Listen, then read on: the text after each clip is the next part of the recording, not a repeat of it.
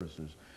What are their reactions when they find out, if they're not aware that they have this disease? What are their reactions when they take one of these tests and they find out that they are positive for HIV or AIDS? Well, it's just like anybody else's reaction, but you know, I must say we've conducted probably, I want to say right at 1,000 tests, close to it.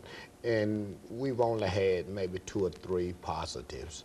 So the rate, either we're testing the wrong people or the stats is not in that area. One of the things we have found out that probably those who are at the highest risk is not those who are taking the test. Okay. So, and that's kind of hard too. It's hard to test people who don't want to be tested. And so are you suggesting that perhaps people might suspect from just common knowledge and common street talking, etc., that they might be perhaps infected by this disease, but at the same time they're not willing to take that extra step in order to determine whether or not they truly have it scientifically or medically? Is that what? Well, what I'm saying is this, and this is what I know. I know that there's between 240 and 325,000 African Americans walking around with HIV. That's in the whole United States. It's around 14,000 in Tennessee.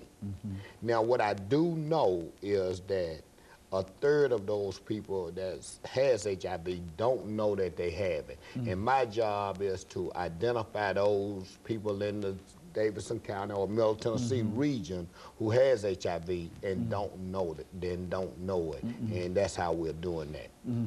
And so you think that you're really reaching a good sizable population, and that you're doing a real work in that particular area? Absolutely. I think that those people who are at an increased risk for HIV are not the ones who's actually getting tested. And so our job is to somehow get those people in, get them tested, and get them their results. That's our job. And of course, when the better you are at doing that, the more effective you will be able to curb the impact that this has had on African Americans. And Dr. Haney, just let me go one step further.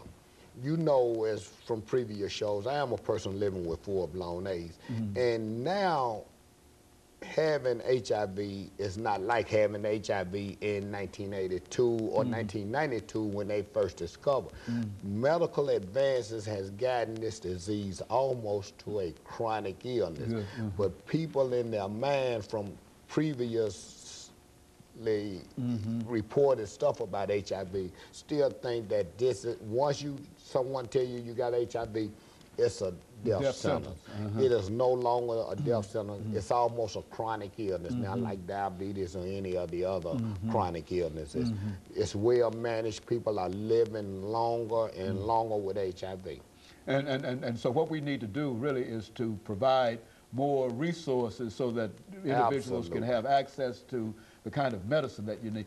Now, we also understand that over the last 26 seconds that this is very, very expensive medicine that they have to use in order to do. But in Tennessee, with TennCare, all the medicine on the formula is on TennCare's formula. So a person with HIV in Tennessee has access to the same medicine as Magic Johnson. Okay, and of course, we'll end this segment today here of Ms. Crowder, and we'll be back with our audience for our final segment following this very, very short commercial break.